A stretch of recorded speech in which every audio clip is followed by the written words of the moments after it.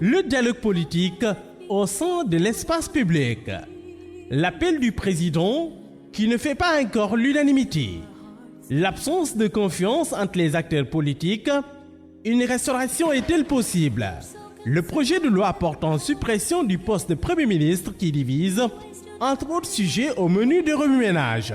Pour en parler, Binta Diallo reçoit Lamine Bara Gaye, membre de la Convention des cadres républicains, membre du pôle communication de Benno Bokk Yakaar, conseiller technique au ministère de l'Urbanisme et du Logement, et Youssouf Mbow, secrétaire général du mouvement politique Rassure, le Rassemblement pour la solidarité et l'unité dans la République, en proche de Khalifa Ababacar Sall. Remue-ménage, c'est tous les dimanches, 10h10, 11h, sur la radio de toute l'actualité, RFM.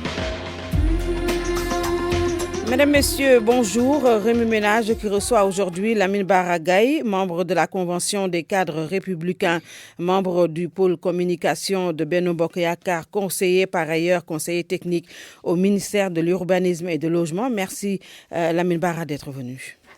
Bonjour Binta, bonjour à mon frère Youssouf et bonjour à tous les auditeurs et auditrices de la RFM et merci de nous avoir donné l'opportunité à nous invitant sur ce plateau. Nous recevons également Youssouf Mbow, secrétaire général du mouvement politique Rassure, Rassemblement pour la solidarité et l'unité dans la République, un proche de Khalifa Ababacar Sall, l'ex-maire de Dakar. Merci Youssouf d'être venu. Bonjour Binta Diallo, merci pour l'invitation. Je voudrais également saluer mon frère Lamine Bara et souhaiter un bon ramadan à tout le peuple sénégalais, profiter de ce mois béni pour dire à tout un chacun et que Dieu fasse que la paix, la concorde puisse régner évidemment dans ce pays et dans la sous-région et dans tous les pays musulmans. Alors, le dialogue politique a démarré sur les termes de référence.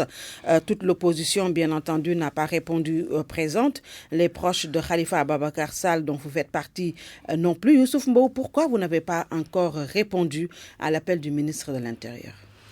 Merci beaucoup, Binta. C'est une question primordiale aujourd'hui qu'on ne peut pas occulter. La problématique du dialogue politique. Il est évident qu'avant même d'en arriver à pourquoi nous ne sommes pas partis, toujours est-il qu'il n'y a pas encore une décision officielle de notre groupe politique pour dire que nous n'allons pas participer à ce dialogue. Contextualiser. Vous avez quand même entendu Barthélémy Dias dire que vous n'allez pas participer à un dialogue n'importe comment. Oui, mais Barthélémy a parlé à son nom propre. Il n'a pas parlé au nom de tous les khalifistes parce que, je vais le dire tout à l'heure, moi je ne suis pas d'accord avec sa prise de position. Moi je suis pour le dialogue. Je suis pour qu'on aille participer à ce dialogue. Nous sommes par contre tous les deux d'accord sur les préalables. Je considère qu'aujourd'hui, c'est pourquoi j'ai dit qu'il faudra contextualiser. Nous sortons d'élections présidentielles avec un fort taux de contestation. Aussi bien le processus, la manière dont les résultats ont été publiés, tout ce qui a suivi, la technicité de la procédure, le parrainage, tout cela quand même a fait qu'on a vécu une certaine tension dans ce pays-là. Et au lendemain de cela, nous avons tous salué quand même la sortie du président de la République appelant au dialogue. Mais nous considérons que lorsque on appelle la classe politique à un dialogue, c'est important que ce que le ministre de l'Intérieur a fait la fois dernière. Il fallait au préalable commencer par ça, c'est-à-dire dégager les termes de référence, que l'on puisse savoir exactement sur quoi nous allons discuter et ensuite donner des gages de bonne volonté et des gages de confiance pour que demain, au sortir de ce dialogue, les conclusions qui seront arrêtées, que cela puisse engager tout le monde, mais également, et c'est le plus important, que cela puisse faire l'objet d'une application. C'est ce qui s'est passé en 1992. Le contexte est à peu près le même. Parce qu'en 1992, ce qui s'est passé, c'est qu'il y avait eu les élections de 1988, avec tout ce que cela a eu comme trouble, tout ce que cela a eu comme comportement et comme violence. Ensuite, on a voulu apaiser le climat politique. Avec le code consensuel. Aujourd'hui, on est à la croisée des chemins. Et je considère qu'il est important, et c'est là où je vais en terminer, que nous autres, proches de Khalifa Ababacar Sall, que nous allions participer à ce dialogue-là.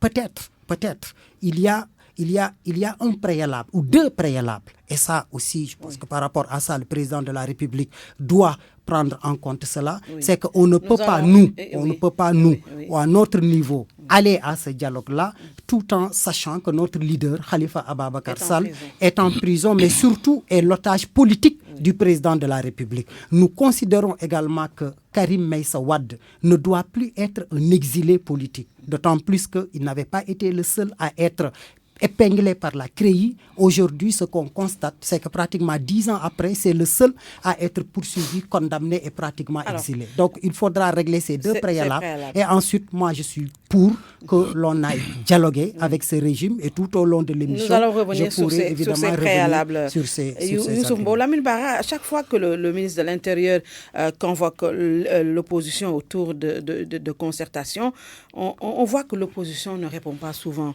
Qu'est-ce qui se passe réellement? Ah oui, je pense que sur cette question, nos amis de l'opposition sont les mieux placés pour donner une réponse. Mais je voudrais, en rencontrant mon frère Youssou aussi, lui dire que nous avons une pensée pour notre grand frère Khalifa Sall également. Nous souhaitions en tout cas qu'il recouvre la liberté et qu'il retrouve les siens, parce qu'après tout, c'est un leader politique pour qui nous avons beaucoup de respect. Et maintenant, pour en revenir à votre question, comme vous l'avez dit, je pense que ce dialogue-là, au-delà même de la disponibilité que le président Macky Sall a toujours affichée, et je pense que les Sénégalais en sont témoins, à plusieurs reprises, il a manifesté sa disponibilité en lançant un appel au dialogue à l'opposition. Mais pour ce contexte-ci, il faut préciser aussi que le dialogue que nous entamons, ça s'inscrit dans une tradition républicaine. Nous sortons d'une élection. Et au sortir de chaque élection également, et en préparant une autre, le ministère de l'Intérieur, qui exerce la tutelle sur les partis politiques, convoque également les acteurs politiques pour effectivement procéder à l'évaluation du scrutin passé, mais également s'entendre sur les dispositions à prendre pour entamer une autre élection. Donc la rencontre qui s'est tenue le jeudi passé s'inscrit effectivement dans notre tradition républicaine. Et il faut préciser également que, comme ça se fait de coutume, une convocation a été envoyée à tous les partis politiques. Le ministère également a largement communiqué sur ça. Et il faut préciser, se réjouir du fait que quand même la majorité des partis politiques ont répondu à cet appel. Je pense que le seul parti qui a manifesté de ne pas répondre à cet appel, c'est le Parti démocratique sénégalais. Je suis heureux également d'entendre tout à l'heure mon ami Youssou dire qu'eux aussi, ils sont disponibles pour répondre à cet appel. Avec des préalables. Absolument. Mais nous sommes dans un État également et nous sommes dans un espace communautaire. Et en décembre prochain, vous n'êtes pas sans savoir que nous devons aller à des élections locales. Par conséquent, le processus électoral ne peut pas dès à présent s'enclencher. Et je pense que là également, au-delà de nos clivages partisans, l'opposition ne peut pas ne pas aller à ce dialogue-là. Parce que nous sommes dans un État, nous sommes tenus par les textes de l'UEMOA. Et en décembre prochain, inéluctablement, en tout cas pour le moment, l'agenda électoral fait que le 1er décembre, nous devons aller à ces élections locales. Maintenant, je pense que, comme on l'a dit, le jeudi passé, le ministère de l'Intérieur a mis à la disposition des partis qui ont répondu à l'appel les projets de TEDER. Là également, il faut bien le préciser, c'est des projets de TEDER. Et ils ont maintenant, un agenda est déjà retenu. Ils en ont jusqu'au 15 pour venir déposer leur projet de contre-proposition. Et là également, à partir de ce moment, maintenant, c'est en ce moment seulement que la personne indépendante devant être choisie pour maintenant mener le dialogue. Et sur ce point-là, Binta, si vous précisez également, si vous permettez, je peux donner quelques points sur les projets de TEDER. On a bien mis, numéro 1, premier point par exemple, évaluer l'élection présidentielle du 24 février, notamment en son volet mise en œuvre du parrainage. Vous savez que nous sortons du parrainage. Et qu'on le veuille ou non, quand même, il y a eu quelques difficultés, notamment dans la reconnaissance des candidatures avec le Conseil constitutionnel, c'est cette histoire de fichier électronique. Donc, le premier point porte sur l'évaluation de l'élection présidentielle. Deuxièmement, discuter du fichier électoral. Et je pense que ça également, l'opposition a toujours brandi ce point-là. Et ça figure dans les projets de TEDER. Troisième point, affiner les modalités d'organisation des élections locales. Parrainage, caution, mode de l'élection des maires, etc. Et vous savez que ça également, c'est des points essentiels. Je pense que ça également, ça figure sur les projets de TEDER et l'opposition a toujours agité ces points également. Autre point, fixer les modalités de détermination du chef de l'opposition. du statut du chef de l'opposition. Consacré par la Constitution. Là également, et l'autre point, fixer les modalités de détermination du chef de l'opposition, recueillir les propositions de l'autorité en charge de l'organisation de la gestion des élections. Ça également, je pense que l'opposition a toujours agité ce point également, et ça figure bien sur l'avant-projet de TEDER. Et enfin, maintenant, mener la réflexion sur toute autre question digne d'intérêt et retenue d'accord parti. Oui. Je pense que là, quand même, en tout cas, je pense à mon entendement que tous les points susceptibles d'intéresser l'opposition figurent bel et bien sur ce projet de TEDER. Et je pense que là, maintenant, comme on le dit, la balle est dans le camp de nos amis de l'opposition. Aujourd'hui, si le PDS, Youssouf Mbow et les khalifistes posent des préalables pour participer au dialogue politique, entre autres à l'amnistie de Khalifa Ababakar Sall ou la libération de Khalifa Ababakar Sall, ils disent également que Karim Wade ne soit plus un exilé politique. Est-ce que ce n'est pas une façon de rappeler au président Macky Sall les propos qu'il avait tenus sur une chaîne, sur un plateau d'une chaîne de télévision étrangère et l'amener à l'inscrire au cœur du débat politique? Effectivement, Binta, peut-être c'est dans ce sens-là, mais plus fondamentalement, c'est également amener le président de la République à rectifier un certain nombre d'erreurs. Je pense que l'erreur est humaine. Il a beau être président de la République, au-delà de tout ça, c'est un être humain. Et nous considérons, nous, que l'arrestation, l'emprisonnement, l'acte d'accusation, le procès de Khalifa Ababakar Sall, de bout en bout, tout a été politique. Ça a été une machination, ça a été une cabale orchestrée pour neutraliser un adversaire politique. Et c'est une occasion aujourd'hui pour le président de la République de revenir et de pouvoir réparer. On ne peut pas réparer le tort qu'on a porté à Khalifa Sall, à sa famille, à nous autres qui sommes ses amis, mais quand même, en le libérant, nous considérons que c'est un gage de bonne volonté et c'est un gage qui peut ouvrir évidemment la confiance entre nous autres et le pouvoir et qui nous permettrait de discuter avec eux autour d'une table. Idem pour Karim Wade. Et fondamentalement encore, je considère que ce dialogue-là doit aller même au-delà des points que Lamine Bara a énoncés tout à l'heure. Quels sont les autres points qu'il faut inscrire? De 1960 à nos jours, j'ai beau être jeune, mais la remarque qu'on peut faire, c'est qu'à la veille de chaque élection présidentielle, nous pensons, et le sentiment le mieux partagé, c'est que ce pays va basculer après les élections, de 1960 à nos jours. On n'a jamais su établir, à la veille des élections, un climat de confiance. C'est un climat chaque fois de suspicion, de contestation, de dénigrement. À la limite, certains pyromanes vont même jusqu'à prophétiser qu'après ces élections, le Sénégal va basculer dans une guerre civile. Et je considère que c'est l'occasion pour jamais de régler définitivement cela. Et cela exige, non pas des parlottes, mais cela exige que l'on puisse faire réellement une discussion très sérieuse sur le code électoral. Et définitivement l'adopter, l'acter et ne plus jamais y revenir.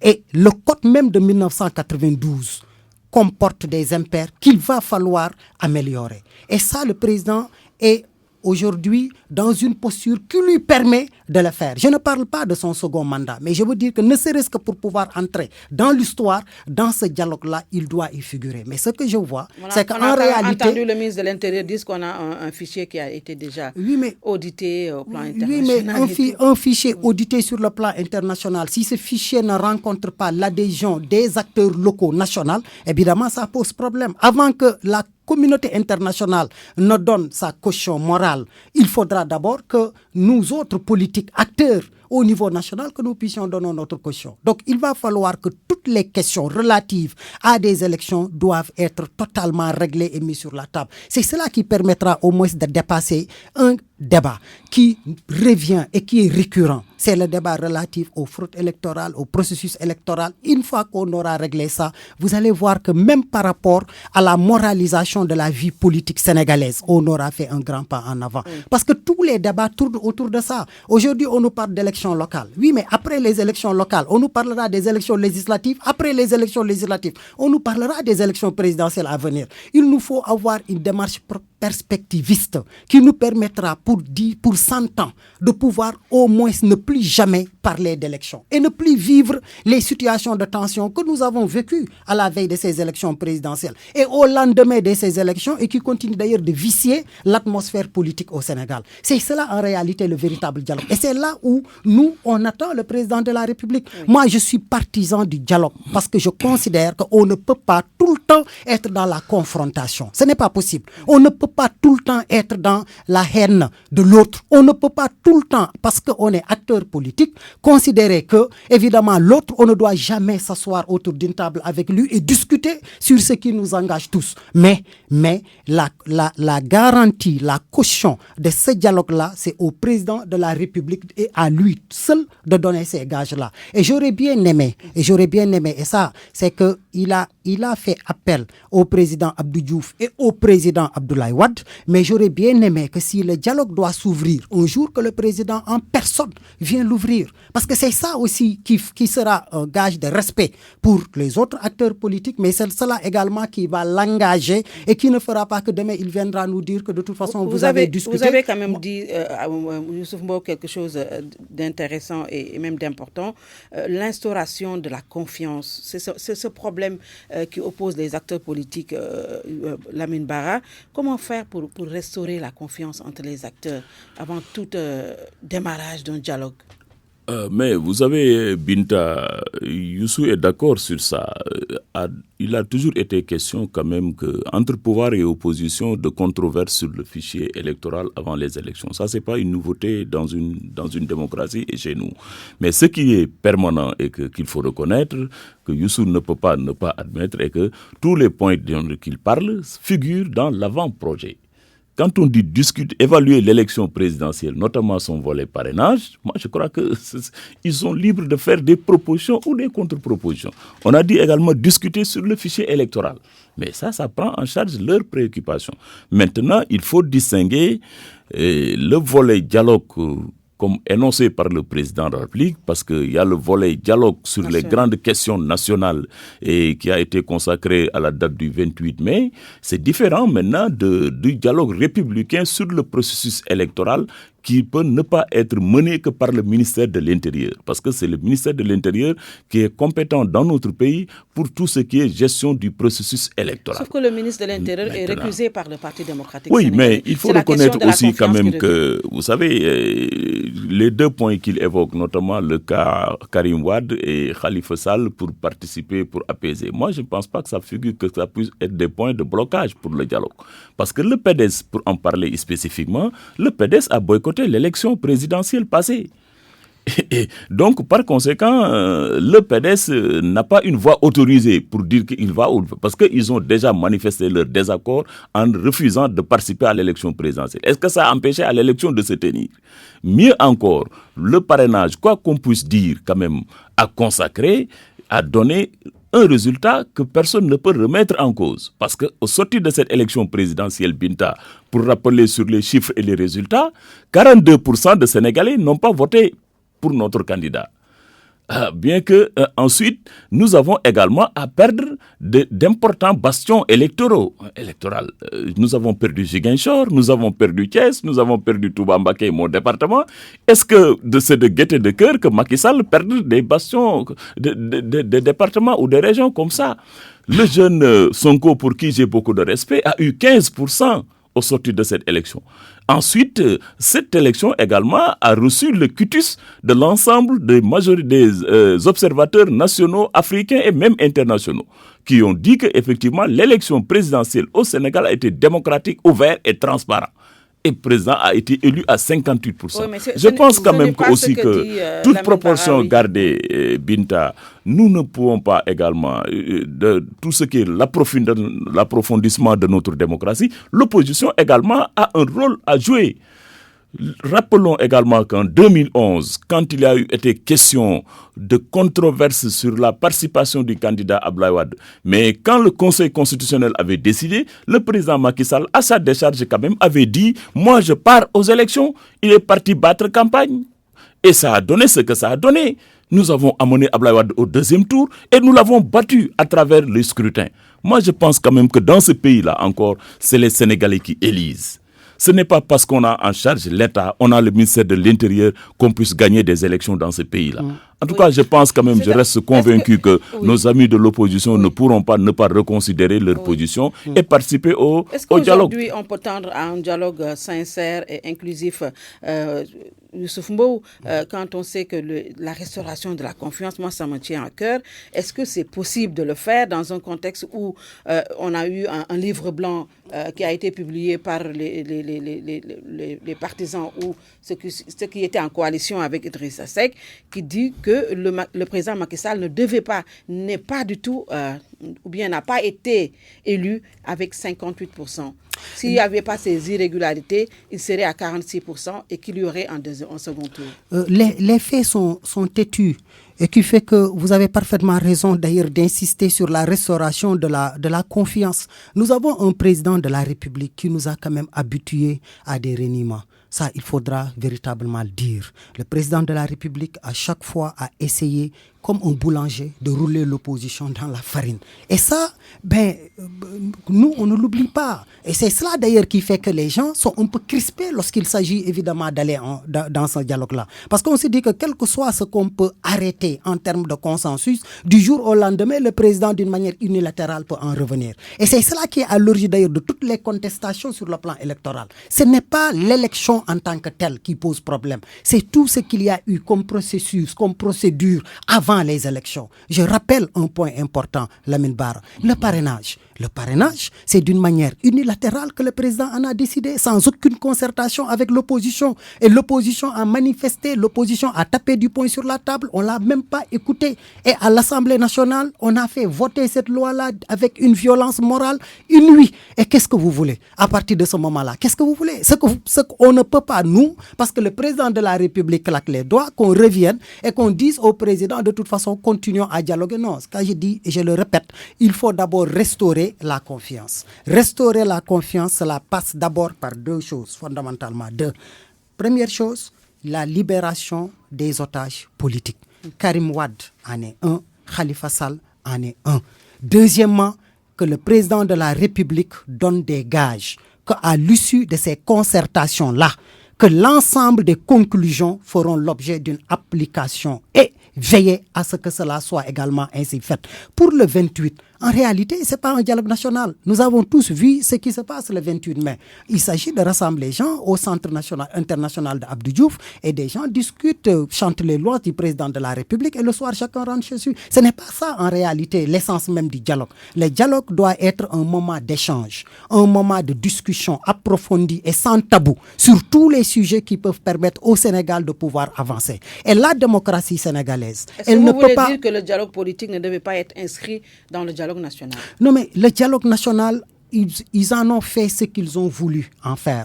Le dialogue national qui s'est passé la dernière fois, cette année, l'année passée, avec les ressources pétrolières et gazières, nous avons tous vu que tous ceux qui ont participé à ce dialogue, c'était beaucoup plus pour souhaiter au président de la République qu'il soit réélu et qu'autre chose. L'opposition a boycotté et moi je considère qu'à l'époque, l'opposition avait bien fait de boycotter puisque de toute façon, dans ce brouhaha-là, quelle est la parole qu'on peut dire et qui peut évidemment faire avancer sur cette question précise. Donc, il est important que le dialogue soit d'abord un dialogue franc, un dialogue sincère, mais surtout un dialogue constructif. Si ce n'est pas le cas, je considère qu'on va en fait revenir à un éternel recommencement et qui fera que notre démocratie n'avancera pas. Je termine la vérité. Qui fera que notre démocratie n'avancera pas. Et lorsque je disais que le président de la République a une lourde responsabilité, c'est par rapport même à la situation de la sous-région.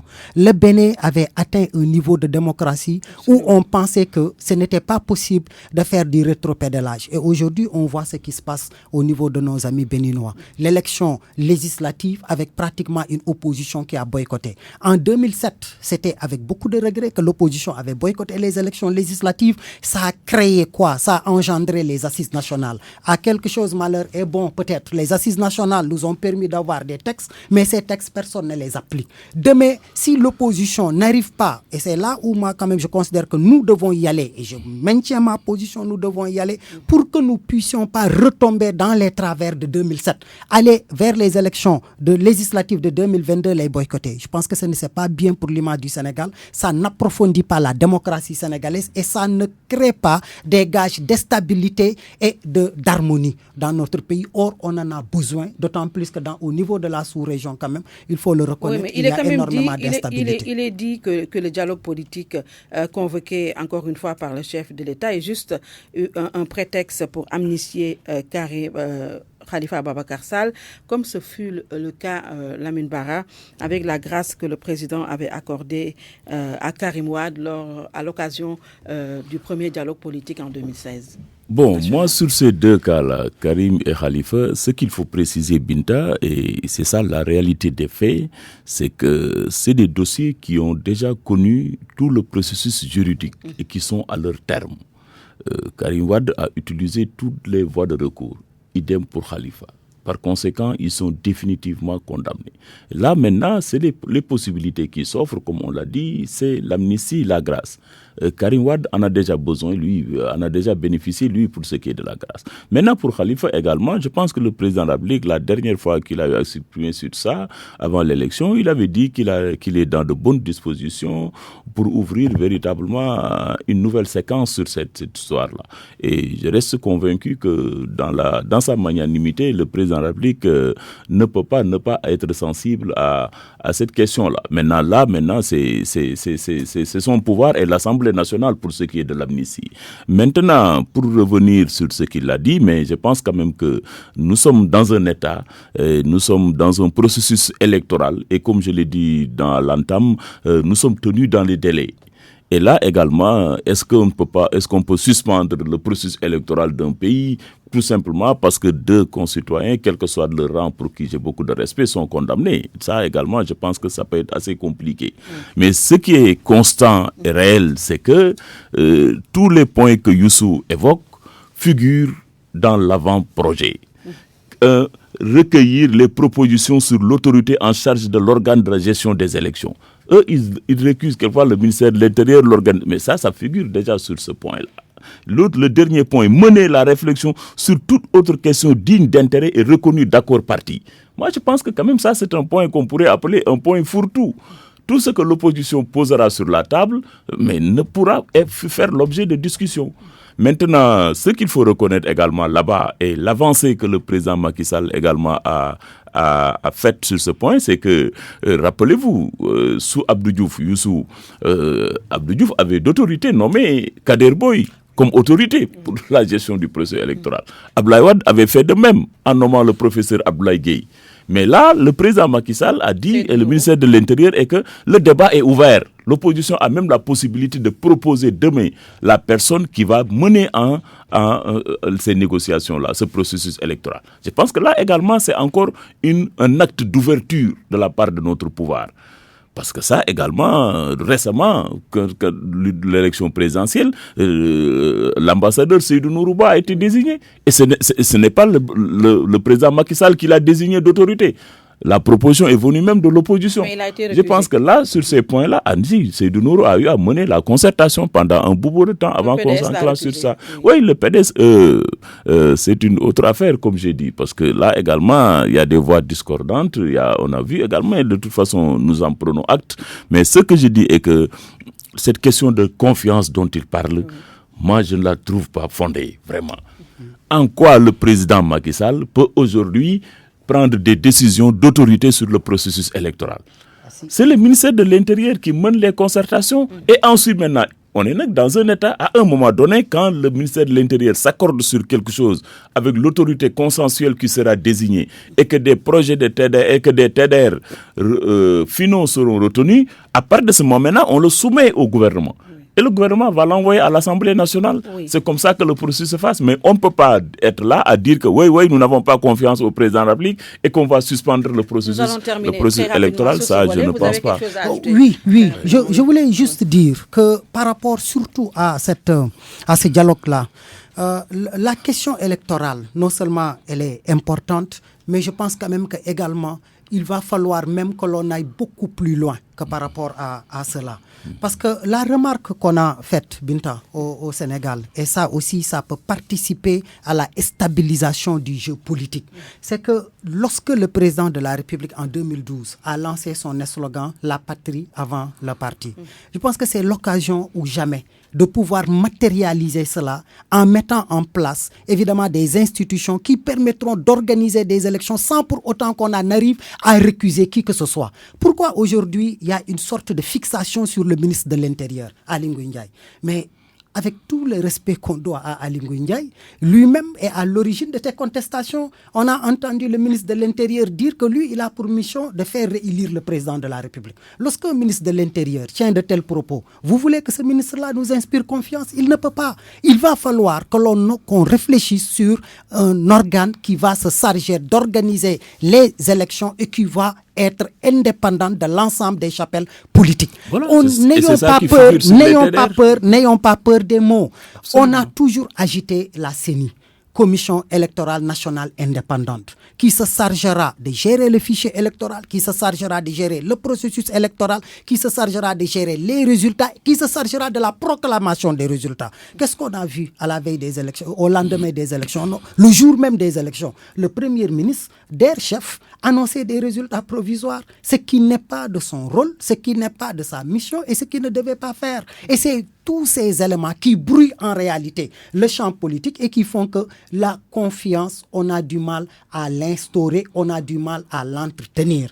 Il va falloir que l'on redonne aux institutions une certaine sacralité. Le président de la République, il est président de la République, il est dans son rôle de veiller au bon fonctionnement des institutions. Mais lorsqu'il sait agir d'organiser des élections, je pense qu'il doit être à équidistance, évidemment, des chapelles politiques. Le troisième, et c'est là où j'en termine, le troisième élément, et qu'on n'a pas dit, c'est qu'en réalité, tout le problème également qui revient par rapport à ces élections, c'est que le président de la République est le chef d'abord, il se comporte d'abord comme chef de parti avant même de se comporter comme président de la République. Et les assises nationales avaient réglé ce problème. Le président s'était engagé, candidat, à ne pas être président et chef de parti. Aujourd'hui, 12 ans après, ou bien 10 ans même après, 10 ans après, il est toujours président de la République.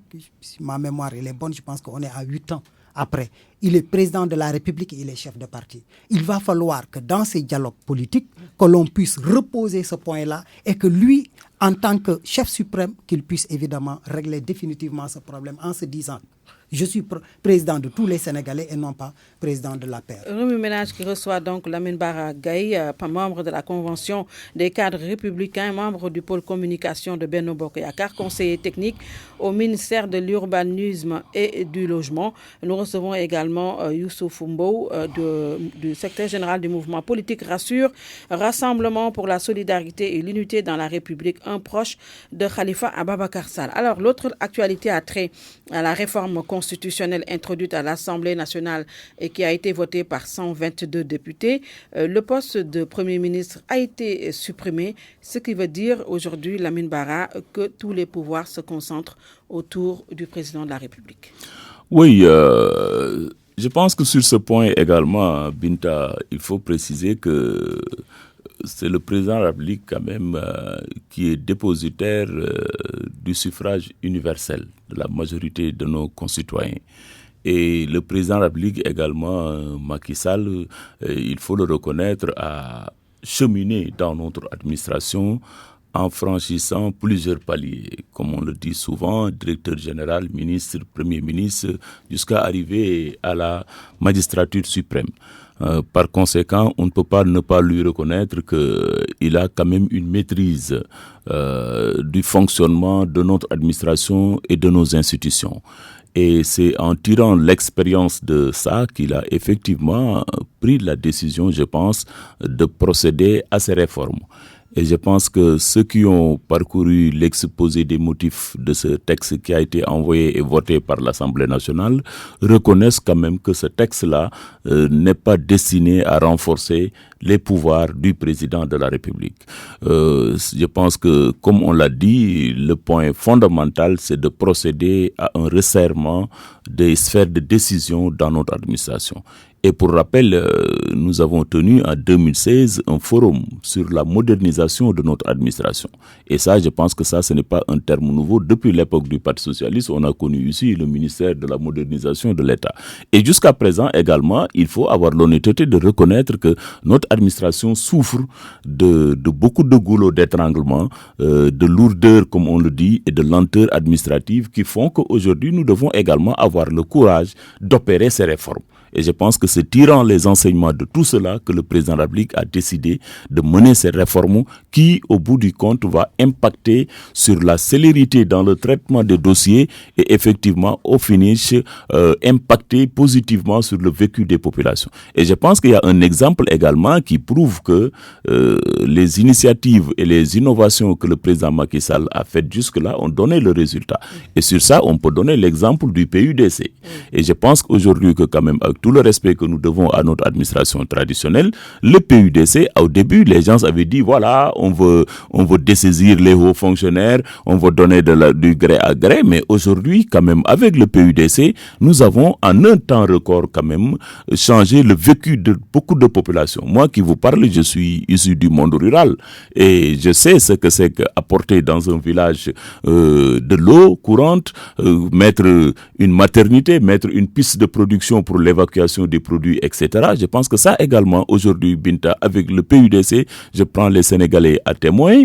Et combien de forages nous avons réalisés en un laps de temps et tout ça. Les gens demandaient de l'eau pratiquement. Je suis d'accord. Les localités du Sénégal sont sauvées du liquide précieux. Raison de plus encore, je termine comme ça, raison de plus pour effectivement, comme on le dit, travailler à ce que l'administration accélère la célérité dans le traitement des dossiers pour effectivement donner solution à toutes ces questions-là. Est-ce que le président, d'après ce qu'a dit Lamine Bara, Youssouf Mbow, a raison de dire que je vais supprimer le poste de Premier ministre pour être beaucoup plus diligent dans les dossiers administratifs? Ça revient au débat que nous venons tout à l'heure de clore par rapport au pacte de confiance qui doit exister au sein de la classe politique. Et ça aussi, ça fait partie des énièmes décisions unilatérales du président de la République. Cette suppression du poste de Premier ministre est brusque, arrivée à un moment où pratiquement personne ne s'y attendait. Une réforme constitutionnelle de cette envergure méritait quand même qu'on en parle, ne serait-ce que par respect pour le peuple sénégalais, que ce peuple-là soit averti lors des échéances électorales, notamment la campagne électorale. Nous avons suivi cette campagne, suivi le président de bout en bout, comme tous les autres candidats. Jamais, une seule fois, cette question n'a été évoquée. Le président n'a jamais dit au peuple sénégalais que si vous me réélisez, je vais supprimer le poste de Premier ministre. Et je considère qu'il est important quand même, lorsqu'on est président de la République, dépositaire des suffrages, comme Lamine Bara le dit, du peuple sénégalais, évidemment qu'on a déjà les manettes en main.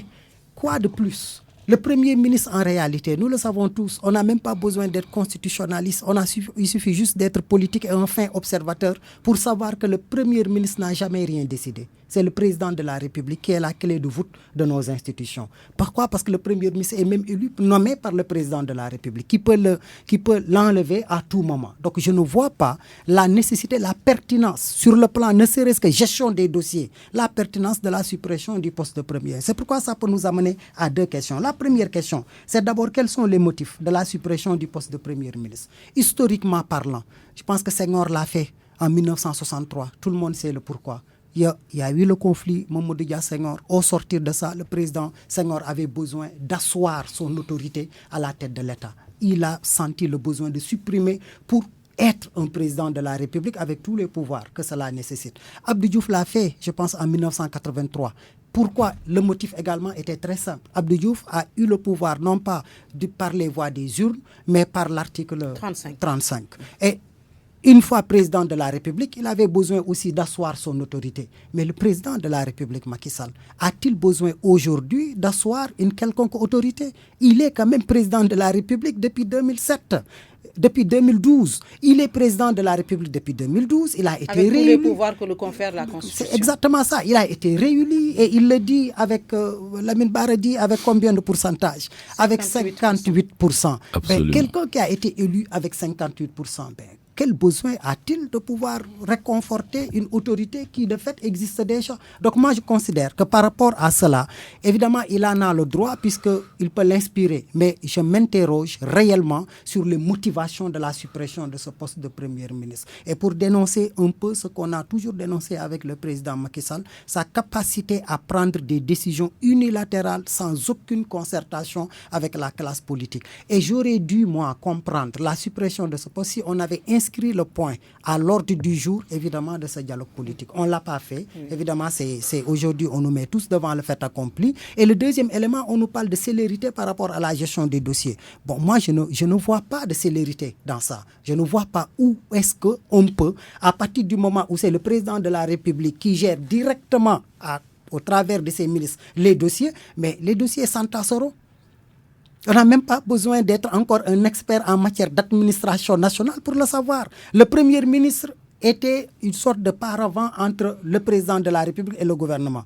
Vous enlevez le Premier ministre, mais le président de la République va directement au charbon. Mais le président, pour ceux qui le savent, a toujours été au charbon puisque c'est lui qui rend compte et c'est lui également qui répond de son bilan. Donc, qu'on nous dise réellement ce qui se cache derrière la suppression de ce poste de Premier ministre. Moi, c'est ça, parce que jusque-là, toutes les explications qui m'ont été fournies n'arrivent pas, évidemment, à satisfaire ma curiosité. Qu'on me dise réellement qu'est-ce qui se cache derrière la suppression de ce poste de Premier ministre. Au-delà du fast-track.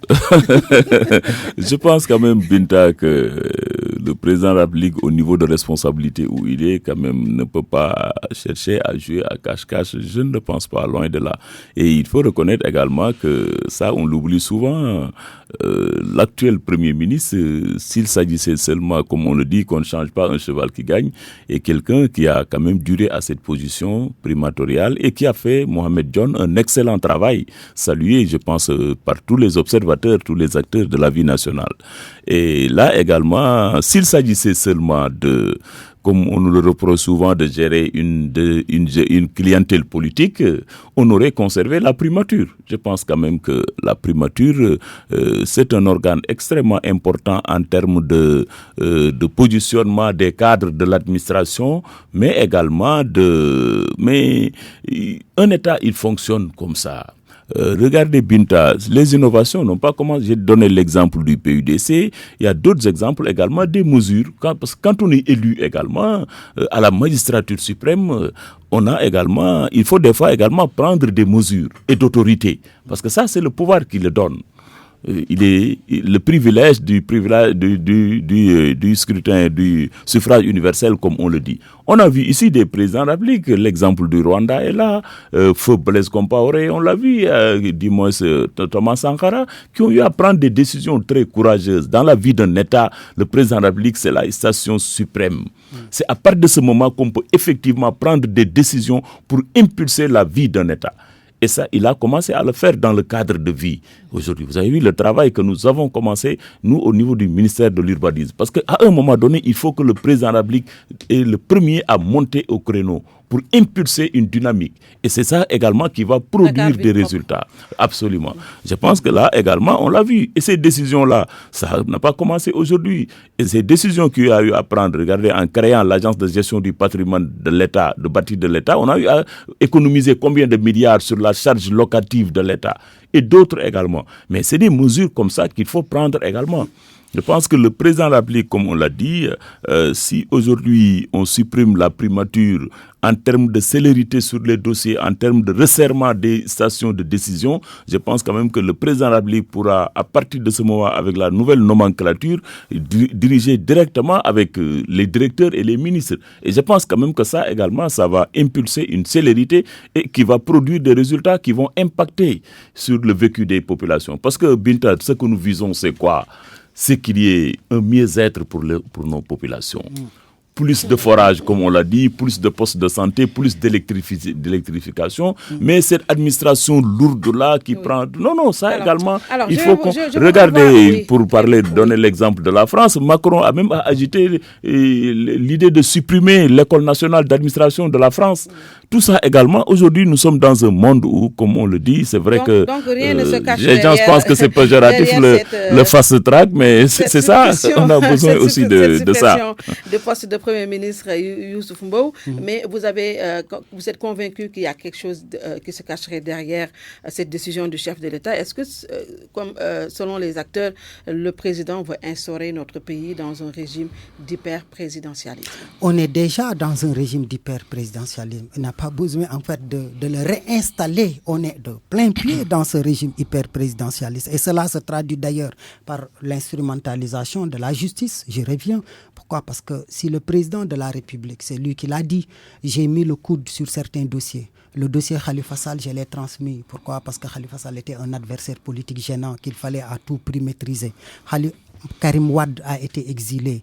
Et c'est lui, évidemment, qui est derrière tous ces dossiers-là. Donc, si on me dit qu'est-ce que le régime présidentialiste, c'est un régime où le président de la République peut tout se permettre. Et aujourd'hui, quand même, force est de le connaître qu'il peut tout se permettre. Alors, la suppression de ce poste de Premier ministre, je ne vois pas en quoi ça augmenterait ni ça diminuerait, parce qu'en réalité, le Premier ministre n'avait pas de pouvoir. C'est ça la réalité. Le Premier ministre n'avait pas de pouvoir. Pourquoi? Parce que l'ensemble des pouvoirs et des prérogatives du Premier ministre, il l'épuisait, évidemment, du pouvoir du président de la République qui lui confiait des dossiers, qui le nommait et qui, évidemment, le demandait d'exécuter. Parce que la mission du Premier ministre, c'était de donner corps à la vision du président de la République. Et la contradiction principale, et qui fait que j'ai un problème avec l'argumentaire de mon ami Mohamed Lamine Bara, c'est que le Premier ministre, à partir du moment où il a donné satisfaction au président de la République, lui-même, il le dit, je ne vois pas quel est le sens qu'il y a à changer, évidemment, une équipe qui gagne. Une équipe qui gagne, on ne la change pas, on la maintient, on la renforce et on permet à cette équipe-là de remporter encore d'autres victoires.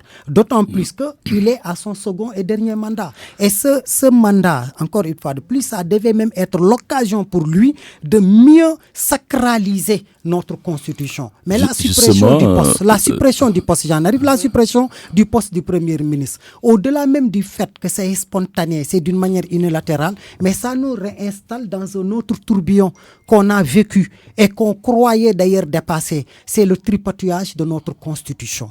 On a vu toutes les conséquences que la suppression a engendrées. Et demain, il faudra en fait, je suis d'ailleurs malheureux de dire ça, que si Macky Sall venait à partir, le président Macky Sall venait à partir et que un autre s'installait à la station présidentielle, on va encore réassister à une remodification de la Constitution. Parce que nous autres, de la classe politique, notamment de l'opposition, nous ne sommes pas d'accord. Ça veut dire que nous allons remettre le poste de Premier ministre. Et ça, finalement, on se retrouvera avec une Constitution sénégalaise qui, d'un régime à un autre, sera tripatouillée, sera changée et cela ouvre la porte à n'importe quelle instabilité. Alors, est-ce qu'aujourd'hui... Mais sur ce point, Binta, ce que mon ami Youssou oublie également, est que au niveau institutionnel également, cette réforme va donner également d'autres points positifs à notre arsenal administratif juridictionnel. Aujourd'hui, à travers cette réforme, le gouvernement, l'Assemblée nationale ne pourra plus voter de motion de censure pour dissoudre le gouvernement. Ça, c'est important. Le président de la République également ne pourra plus dissoudre l'Assemblée comme ça se passe actuellement. Vous voyez, ensuite, Youssou, je pense qu'ils vont trop vite en besogne. Attendons que cette réforme soit votée, effective, qu'on fasse 2 ans, 3 ans, pour qu'on puisse véritablement la mettre à l'épreuve et juger de son efficacité ou non. Mais dire tout de suite que ça ne va pas, ça ne marche pas, attendons d'abord que la réforme soit mise en œuvre. Vous de l'urbanisme, est-ce qu'aujourd'hui vous n'êtes pas en train de marcher sur les plates-bandes de la ville de Dakar pour mieux davantage prendre la place de Khalifa Ababacar Sall, qui n'est plus le maire de Dakar d'ailleurs. On a vu votre ministre d'ailleurs omniprésent au niveau des médias par rapport à son projet Dakar Ville Propre. Vous n'êtes pas en train de marcher pour la conquête de Dakar. Omniprésent dans les médias ou c'est les médias qui viennent, vers lui. Oui. Non, je pense quand même, Binta, que ce sur quoi nous sommes tous d'accord est qu'il y a nécessité, pour ne pas dire urgence, à redonner à notre pays un nouveau cadre de vie. Ça, quand même, tout le monde est d'accord, Binta. Regardez le mois de Ramadan, ce que nous vivons à Dakar. C'est infernal dans la circulation, ce qu'il y a comme encombrement. Mais l'État a l'obligation, effectivement, de donner aux Sénégalais un cadre de vie assaini. Et c'est dans ce sens-là que le ministère a connu cette évolution. Parce que maintenant, le ministère s'appelle le ministère de l'urbanisme, du logement et de l'hygiène publique. C'est important parce que l'une des aspirations auxquelles les Sénégalais moyens comme moi attendent, c'est de disposer d'un logement décent. Oui. Et c'est ça que le président de la République, effectivement, a pris la pleine mesure de cette situation en nommant M. Karim Fofana. Et je pense qu'aujourd'hui, toute modestie mise à part, dès qu'il a pris fonction, quand même, les choses ont commencé à bouger. Vous avez vu. Et ce que nous faisons également, nous le faisons en étroite collaboration avec les collectivités locales. Sauf que la mairie de Dakar, on a entendu le maire de Dakar, il ne faut pas oublier que les mairies sont des démembrements de l'État aussi. Il n'a plus les moyens de sa mission. Est-ce que l'État est passé par là? Effectivement, je considère également que c'est une dame qui est en train d'abattre un travail colossal par rapport à la propreté de Dakar, d'autant plus qu'elle en a fait d'ailleurs son cheval de bataille dès qu'elle a été élue maire de Dakar, c'est de dire je veux rendre Dakar propre. Mais tout cela, ça a été un programme que Khalifa Sall a mis en œuvre, parce qu'avec les opérations de désencombrement. Aujourd'hui, je pense que c'est là d'ailleurs où on voit qu'on a un pincement au cœur en disant que c'est du gâchis. Quel gâchis? Si on n'avait pas orchestré toute cette cabale contre Khalifa Sall, peut-être qu'on n'en serait pas là. Aujourd'hui, on aurait Dakar avec des rues pavées, on aurait Dakar totalement débarrassé de toute cette tas d'immondices et on aurait Dakar totalement évidemment propre. Aujourd'hui, donc, c'est malheureux ce qui se passe et espérons que Soham Wardini, maire de Dakar, aura l'ensemble des moyens pour pouvoir réaliser ses ambitions pour rendre Dakar propre. J'ai une pensée aussi pour Khalifa Sall, pour Mbaye Touré, pour Yaya Bodian et redemander solennellement au président de la République de libérer Khalifa Ababacar Sall. Encourager Soham Wardini à jouer les intermédiaires pour que Khalifa Sall soit libéré. Il ne faut pas avoir peur d'aller demander cela au président de la République. Il ne faut pas avoir peur d'aller au dialogue. Il ne faut pas avoir peur de l'exiger. Mais Youssou, le temps est fini, mais je voulais juste préciser en 30 secondes à Youssou que la présence de Khalifa à la tête de Dakar également, ça date depuis 2004, bien avant ça. Et Dakar n'a pas, la vérité c'est que Dakar n'avait pas changé de visage. 2009. Ça aussi c'est la vérité. 2009. Merci à nos invités Lamine Bara Gaye de l'APR et Youssouf Mbow de Rassure, proche de Khalifa Ababacar Sall, ex-maire de Dakar. Merci également à vous d'avoir suivi et à dimanche prochain s'il plaît à Dieu.